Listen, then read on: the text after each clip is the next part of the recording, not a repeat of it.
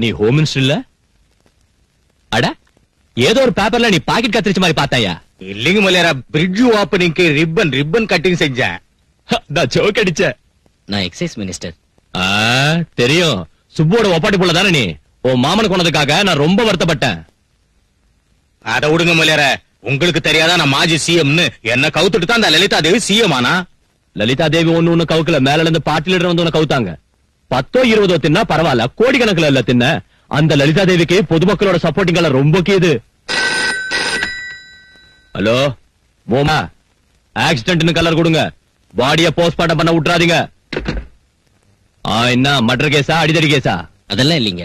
கரெக்டா நடக்கணும்னா எலெக்ஷனுக்கு இன்னும் 3 வருஷம் இருக்கு. 6 மாசத்துக்குள்ள லலிதா தேவி கவர்மெண்ட்டை கவுத்துட்டு ஹோம் மினிஸ்டர் சார சிஎம் ஆக்கணும். இப்ப அவ டெல்லியில இருக்கிறா. வந்த உடனே சாராயத்தை ஒழிச்சிருவா. எங்களுக்கு மட்டுமில்ல, உங்களுக்கு கூட அதனால நிறைய எஃபெக்ட் இருக்கு. எதுக்குன்னா அதிகமா சாராய வியாபாரம் பண்றது நீங்க தான். அதனால ஏதோ ஒரு போராட்டத்தை கிளப்பி 6 மாசத்துல அந்த கவர்மெண்டே கவுத்துடணும். எவ்வளவு பணம் வேணாலும் நாங்க ரெடி.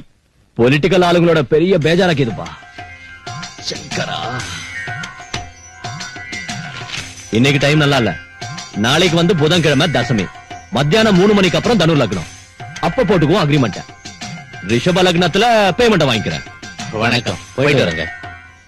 போயிட்டு வாங்க. சினிமா ஆக்டர் எல்லாரும் அரசியலுக்கு போய் நிக்கிறாங்க. நாம கூட சினிமாவுக்கு போனா கோடிக்கணக்கில் சம்பாதிக்கலாம். சீக்கிரமா போனா போச்சு. ஏன்னா அட எப்படி இங்க வந்த?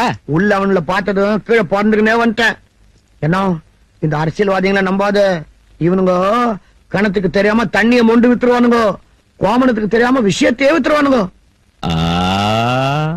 என்ன மஜாவா காது குத்துற? நீயே உள்ள அனுப்பிட்டு நமக்கு எல்லாம் ரீல் விடுறியா? உன்னை அவங்கள கையில சேர்த்து விட்டா என்ன டெல்லி மினிஸ்டருக்கு அனுப்பி வைக்கிறேன்னு சொன்னான். நிறுத்தியா?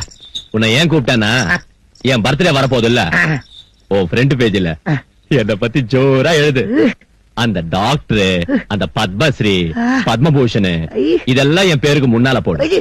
அந்த வள்ளலு, மாவீரன், கவிஞரு, புலவரு, தலைவரு எல்லாத்தையும் என் போட்டோ சுத்தி போடு. மத்தியில என்ன போடு. ஏன்னா உன்னை சுத்தி என்ன போடணுங்கிறத நான் பாத்துக்கிறேன். ஏதாவது இட கூட ஆச்சனோ சலங்கை நொறுக்கிடுவேன். தூர் வாரிடுறேன். சங்கரா,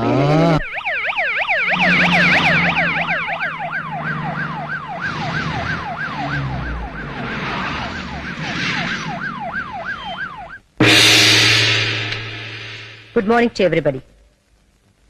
நான் முதலமைச்சர் ஆனதுக்கு அப்புறம் முதல் தடவையா பத்திரிகைக்காரங்களை சந்திக்கிறேன். ரொம்ப சந்தோஷம். இந்த ஸ்டேட்டை பத்தி என்ன பத்தி என்ன கேட்க நினைக்கிறீங்களோ தைரியமா கேளுங்க. இந்த ஸ்டேட்டுக்கு கத்தாம சொல்லுங்க. எனக்கு சத்தமா பேசிதான் பழக்கம். சொல்லுங்க. இந்த ஸ்டேட்டுக்கு முதல் பெண் முதலமைச்சர் நீங்க இல்லையா? எப்படி இதை பத்தி ஃபீல் பண்றீங்க? வீட்டை நிர்வகிக்கிறதுல மனைவியா என் பொறுப்பை எப்படி ஃபீல் பண்றேனோ, ஸ்டேட்டை நிர்வகிக்கிறதுல முதலமைச்சராவும் அப்படித்தான் ஃபீல் பண்றேன். கடந்த 2 வருஷத்துக்குள்ள 2 கேபினெட் மாறிடுச்சு. மிச்சம் இருக்கிற 3 வருஷங்களாவது உங்க கேபினெட் இருக்குமா? ஒழுங்கா மக்களை கவனிச்சுட்டா நிச்சயம் இருக்கும். இப்பெல்லாம் முதலமைச்சரோட உங்க வாரிசு தான் முதல்ல தயாராவறாங்க. உங்களுக்கு அப்படி யாராவது இருக்காங்களா? இருந்தா சொல்லுங்க. இங்க பாருங்க, பத்திரிகைக்காரங்க அரசாங்கத்தையும் மக்களை இணைக்கிற பாலம் மாதிரி. நீங்க கேக்குற கேள்வி 10 பேர் பாராட்டுற மாதிரி இருக்கணுமே தவிர 10 பேர் சிரிக்கிற மாதிரி இருக்க கூடாது. Excuse me madam. எஸ். இப்ப நம்ம ஸ்டேட்ல பெண்கள் எல்லாரும் சாராயத்தை ஒழிக்கணும்னு கிளர்ச்சி பண்ணிட்டு இருக்காங்க. அவங்க போராட்டத்தை தீய சக்திகள் எதுக்குது? அந்த போராட்டத்தை நீங்க எந்த நோக்கத்துல அணுகலான்னு இருக்கீங்க? நானும் ஒரு பெண்ணுங்கிற நோக்கத்துல அணுகலான்னு இருக்கேன். நம்ம நாட்டுல ஜாதிகள் இருக்க கூடாதுன்னு, எல்லாரும் ஒரே ஜாதியா வாழணும்னு கூட்டம் போட்டு உபதேசம் செய்யறாங்க. அப்படி இருந்தும் இன்னைக்கு நம்ம நாட்டுல எந்த கான்வென்ட்டுக்கு போனாலும் ஜாதி பேரை சொன்ன ஒழிய சீட் கொடுக்கறது இல்ல. ஜாதி பேரை வச்சுதான் ஹாஸ்டல்ஸ் கட்டுறாங்க, ஸ்கூல்ஸ் கட்டுறாங்க, கல்யாண மண்டபங்கள் கட்டுறாங்க. உங்க கேபினெட்ல இருந்து கான்வென்ட் வரைக்கும் மொத்தமும் ஜாதியை வச்சுதான் நடக்குது. இதுக்கு என்ன பதில் சொல்ல போறீங்க? அருமையான கேள்வி கேட்ட. ஆனா தெய்வங்களையும் மதங்களையும் ஜாதிகளையும் வச்சுக்கிட்டு பிறந்த இந்த உலகத்துல இந்த கேள்விக்கு பதிலே சொல்ல முடியாது. முந்தா நாள் ஏன் டெல்லிக்கு போனீங்க? மத்திய அரசோட ஃபங்க்ஷனுக்காக மட்டும் போகல, மக்களுக்கு தேவையான நிதியுதவி கேட்க போனேன். நீங்க இப்ப பாடுபடுறது நாட்டோட நன்மைக்காகவா இல்ல வர எலெக்ஷன்ல ஓட்டு வாங்கவா? ஓட்டு வாங்க தவறான அடி வைக்கிற தலைவர்கள் என் பார்வையில பரிமாறின எலமென நின்னுக்கிட்டு எப்பவோ வரப்போற மழையை எதிர்பார்க்கிறவங்க.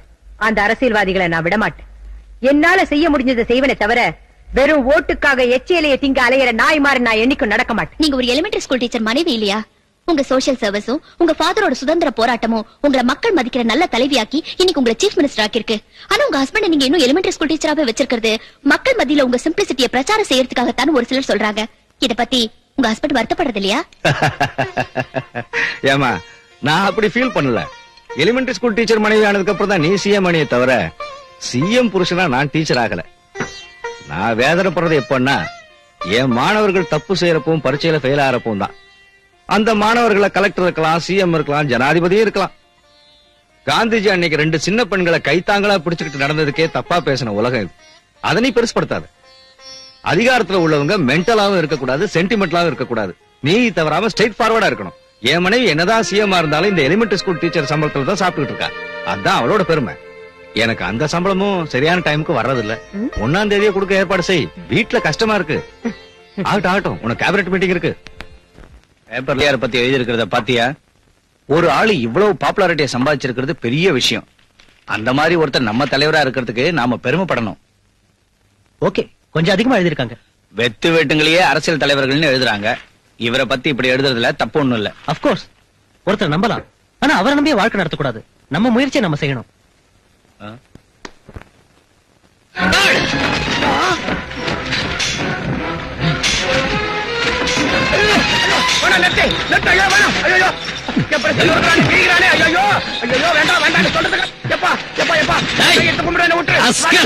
என்னடா இது? என்ன படி? நான் மழை கூட பள்ளிக்கூடம் பக்கம் ஒதுங்கினது இல்ல. எனக்கு பிராமிஸ் இதெல்லாம் படிக்க வராது. தப்பா எழுதுறதுக்கு மட்டும் வருமா? காந்தி ஜெயந்தி அன்னைக்கு 200 பொது ஜனங்க கள்ளச்சாராயம் குடிச்சு செத்து பணம் அவங்கள பத்தி எதுவும் எழுதாம கள்ளச்சாராயம் காய்ச்சிக்கிட்டு இருக்கிற முதலியார பத்தி கடவுள் எதிர உன் பேப்பர்ல சொல்லுடா, சொல்லு. அந்த ரவுடிய பாராட்டி அவன் மாவீரன், தொழிலாளர் தலைவன், பொதுமக்கள் தொண்டா அப்படின்னு உன் இஷ்டப்படி எழுதுறதுக்கு உன் பேப்பரை மட்டும் இல்லடா, உன்னைய தீ வச்சு நிறுத்தணும். அரசியல்வாதிகளா அவன் வீட்டு வாசல்ல நாய் மாதிரி படுத்து கிடக்குறானுங்க. போலீஸ் அவனை கேட்காம எந்த வேலையும் செய்யறது இல்ல. ஏதோ 4 துட்டுக்காக 2 வார்த்தையை 3 பக்கத்துல அச்சில போடுறவங்க நாங்க. இப்படி போட்டு புடுங்கடிய சாமி. இத பாரு, உன் போட்டோ கூட ஒண்ணு கூட கட்டபொம்மை மறுபடியும் பிறந்துட்டாரு என் பேப்பர்ல ஃப்ரீயா செய்தியை போடலன்னா என்ன செட் பண்ணடி. நான் சொல்றத கேளு. அந்த முதலியார் ஒரு அயோக்கியன்னு அவனை சுத்தி உள்ளவங்க ரவுடிங்கன்னு உன் பேப்பர்ல எழுத. அதை விட்டுட்டு ரவுடிய ராமனும் பொறுக்கிய புத்தனும் முதலியார மகாத்மானும் இன்னொரு தடவை ஏதாவது உன் பேப்பர்ல நான் பார்த்தேன்னா அதுவே உனக்கு உன் பேப்பருக்கும் கருமாதி பத்திரிகை. பின் பக்கம் தட்டினா முன் பக்கம் ஆடுதடா.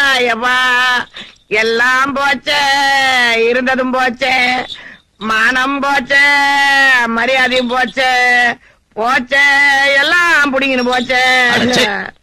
எவசத்து போட்டான் இப்படி ஒப்பாரி வச்சுக்கிற? நான் மறுபடியும் கணத்துல தூர் வர்ற நிலைமை வந்துருச்சு. வாரு தூடுறதே தூரு. அந்த விஜயம் பிரஸ்ல பூந்து அடிச்சு நொறுக்கிட்டான் தானே இந்த ஒப்பாரு?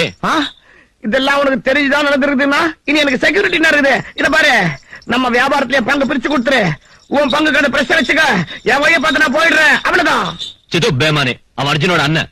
அவன்கிட்ட வம்பு வச்சுக்கினா அர்ஜுனோட விரோதம் ஆயிடும். இப்ப நம்மளுக்கு அர்ஜுன் கிட்ட நிறைய வேலை இருக்கு. நீ ஒரு வேலை செய். விஜய் உடச்சது போக மிச்சம் உள்ள பிரஸ் கொடுத்துடு. உனக்கு மொத்த இன்சூரன்ஸ் வாங்கி தரேன்.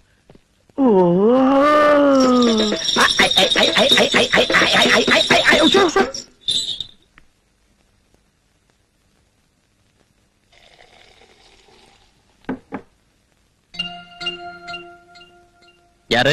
என் பேர் பவானி, ஜர்னலிஸ்ட். உங்க பேரை நான் கேள்விப்பட்டதில்ல. உங்க தொழிலுக்கும் எனக்கும் சம்பந்தமும் இல்ல. இங்க எதுக்கு வந்தீங்க? உங்களுக்கு என்ன சம்பந்தம் இருக்குன்னு நேத்து பிரஸுக்கு வந்து ஓனரை பிடிச்சு மிரட்டினீங்க. தர்ம தேவதைக்கு ஆயுள் தண்டனையும் நியாய தேவதைக்கு தூக்கு தண்டனையும் விதிச்ச சமூகம் அது. இதுக்கு வேண்டியது ராக மாளிகா இல்ல, ரண சிகிச்சை. நமக்கு பேச்சு சுதந்திரம் இருக்கு, பத்திரிக்கை சுதந்திரம் இருக்கு. நம்ம சுதந்திரம் வாங்கிட்டோங்கிறது உங்களுக்கு தெரியுமா?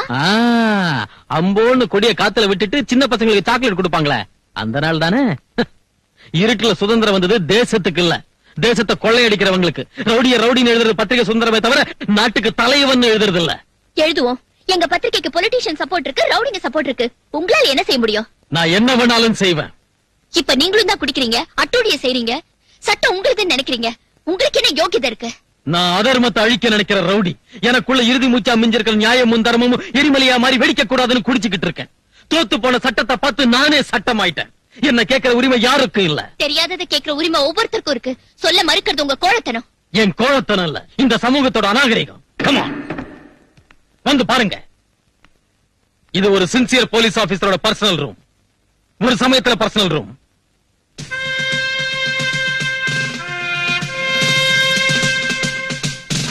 இத பாருங்க, தூசு படிஞ்சு தொங்குற போலீஸ் யூனிஃபார்ம். இதே யூனிஃபார்ம் போட்டுக்கிட்டு ஹோம் மினிஸ்டரோட மச்சான கையும் களமா பிடிச்சதுக்கு என் தோல்ல இருந்த ஸ்டாரை புடிங்கிட்டு என்ன டீ ப்ரமோட் செஞ்சாங்க. குடிச்சிட்டு ஏர்போர்ட்ல ஏர் ஹோஸ்டஸ் கைய பிடிச்சி கலாட்டா செஞ்ச சாராய கான்ட்ராக்டர் இந்த லாட்டி உடையற அளவுக்கு அடிச்சதுக்கு 1 வருஷத்துல 7 இடத்துக்கு டிரான்ஸ்பர் செஞ்சாங்க. ஒரு போலீஸ் கூட துணைக்கு வரலனாலும் நான் ஒருத்தனா காட்டுக்கு போய் டெரரிஸ்ட் பிரகாஷ பிடிச்சதுக்கு அந்த ரவுடியோட புல்லட் என் தோல்ல இறங்கிடுச்சு. எனக்கு வர வேண்டிய அவார்டு மேலதிகாரிக்கு போயிடுச்சு. ஒரு வருஷத்துக்கு முன்ன ஆதரவு இல்லாத பெண்கள் இருந்த ஒரு அனாதாசிரமத்தை விபச்சார விடுதியா மாத்திரத்துக்கு நினைச்ச வெல்ஃபேர் ஆபீசரை கைது செஞ்சு இதே போலீஸ் பீட்டால உதச்சி இழுத்துட்டு போனேன். என்ன உள்ள தள்ளனால ரொம்ப பெரிய ஆளுன்னு நினைச்சிட்டு இருக்கியா? என்னோட சம்பந்தப்பட்டவங்க நிறைய பேர் வெளியே இருக்காங்க.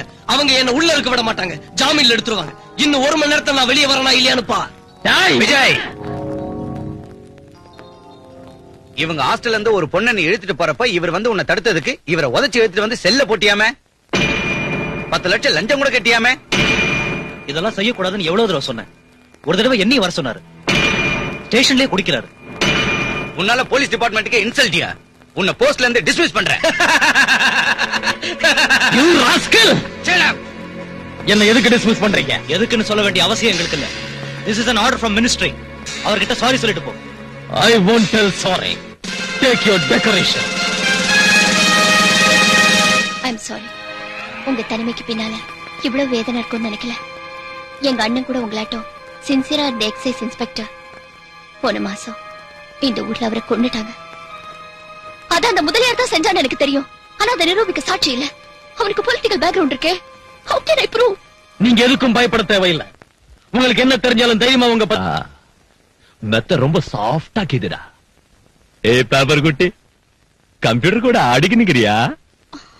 அப்பா பிச்சு எடுத்துட்டாடி. எவ்வளவு அழகா எழுதிக்கிற, அத பார்த்து இருந்தா கண்டுக்கின தமிழ் இவ்வளவு அழகா இருக்குன்னு. அப்பா கில்லாடி குட்டிடாங்க. பேப்பர் குட்டி, நான் பிறந்தப்பவே கத்தியோட பிறந்தேன். பால் குடுக்கிற வயசுல ரத்தம் தான் குடிச்சேன். நடக்க ஆரம்பிச்ச உடனே சமுதாயத்தை மிதிச்சேன். நான் ரவுடி தான். நான் கொலை செஞ்சிருக்கேன். எத்தனையோ செஞ்சேன். அது போலீஸுக்கு தெரியாதா? சமுதாயத்துக்கு தான் தெரியாதா? எவன் வந்தாலும் என்ன ஒண்ணும் ஆட்ட முடியாதுடி. நாளைக்கு ஆகஸ்ட் 15 சிஎம் 1 கோடி தான் ஏத்த முடியும். ஆனா இந்த முதலியா நரசிம்ம 500 கோடியா ஏத்தி வைப்பான். ஓ அண்ணனை நான் கொலை பண்ணிட்டேன்னு நீ எழுதிக்கிறிய. அதே வாரத்துல 32 மர்டரை நான் செஞ்சுக்கிறேமா. அத நீ இதுலயே நாங்க கொலை பண்ணா போலீஸ்காரங்க 20% கவர் பண்ணுவாங்க. 20% டாக்டருங்க போஸ்ட்மார்ட்டம்ல கவர் பண்ணுவாங்க. மீதி இருக்கிறத அரசியல் தலைவர்கள் கவர் பண்ணுவாங்க. கேலண்டர் ஷீட் கீக்கிற மாதிரி டெய்லி ஒரு மர்டர் செய்வேன். இப்போ நான் கொலைக்கு தான் வந்துக்கிறேன். ஆனா என் கத்திய கூர் போடு விட்டுட்டு போறேன். இன்னொரு தபா என்ன பத்தி பேப்பர்ல எழுதின ஓ மானத்துக்கும் உயிருக்கும் கலர் இல்லாம போடும். ஏய் பேப்பர் குட்டி, ஏய் ஏய் ஏய் குட்டி, லாஸ்ட் ஒன்.